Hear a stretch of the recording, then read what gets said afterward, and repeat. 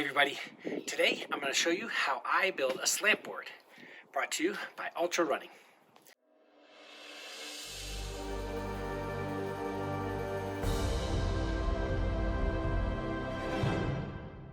So today what we're going to do is we're going to build a slant board, and I'm going to show you which pieces we use and how we use the tools that we need. So let's start off with the tools that we're going to use, and I'll show you the finished product along the way. So come on in to me. What we're going to use today is 3/4 inch plywood, right? And we'll cut it with a SkilSaw. We're going to end up sanding it, so you're going to need a sander, a SkilSaw, 3/4 inch plywood. Of course, you're going to need safety glasses.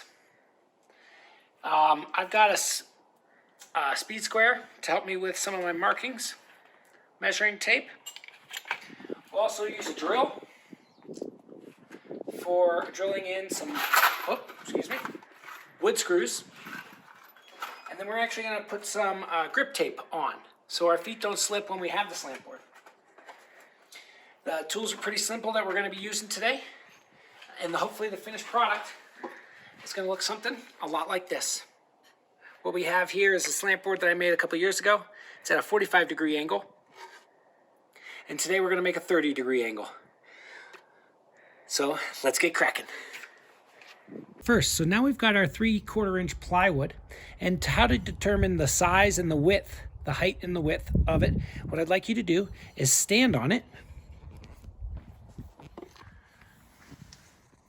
Okay, we stand on it, and then we mark the height. What I'd like you to do is make sure your whole foot can fit onto the board, and that will give you the most flexibility. Then you mark it off with a speed square. And then I'd like you to try to do shoulder width apart. Again, to mark it off.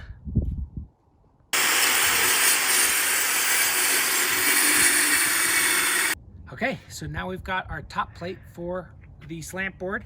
What we're going to cut next is the triangles for the side in a 30-degree angle.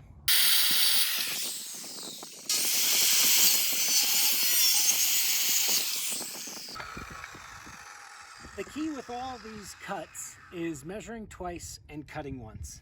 So now that we have one side, we will just copy it and cut it again. Okay, so now that we've got our pieces cut, we're gonna sand them so when we stretch, we don't get any splinters. And I got a main man to help me out.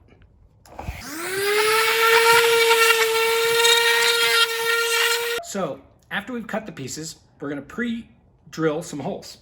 Got my drill. I actually already pre-drilled them. And what I did was to measure to make sure I wasn't going in too far, come on in, I drew a line on the top of it so I knew where to place my holes. I had one in the middle, one close to the bottom, one close to the top. And then I put the piece on the bottom to drill a pilot hole, just so the plywood didn't splinter.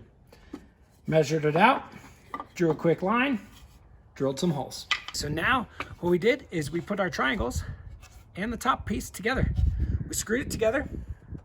We did some pilot holes first, just to make sure that the plywood didn't splinter and crack open. So, and then we took some wood screws and drilled it together. Last piece of the puzzle is to put the grip tape on, and we'll show you the product in a second. Okay, everybody, so we just wrapped up our slant board construction. Put on our grip tape.